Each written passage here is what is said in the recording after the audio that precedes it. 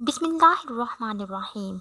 अस्सलामु अलैकुम वरहमतुल्लाहि वबरकातुहू। जी, आज मैं आप लोगों की खिदमत में ऐसी मुफीद बातें लेकर हाजिर हुई हूँ जिन पर अमल करके आप अपनी ज़िंदगी में होने वाली पेचीदगियों, परेशानियों और बीमारियों से बहुत ही ज़्यादा आसानी से बच सकते हैं।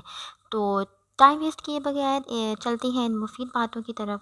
नंबर 1, सूरत फातिहा पढ़कर पेट पर दम करने से पेट का दर्द ख़त्म हो जाता है। नंबर 2, अपना सीधा हाथ गाल के नीचे रख कर सोने से हार्ट अटैक से महफूज रहते हैं। नंबर 3, रात का खाना ना खाना जल्द बुढ़ापा लाता है। नंबर 4, अपना चेहरा या हाथ दुपट्टे या दवा से साफ करना भूलने की बीमारी पैदा करता है।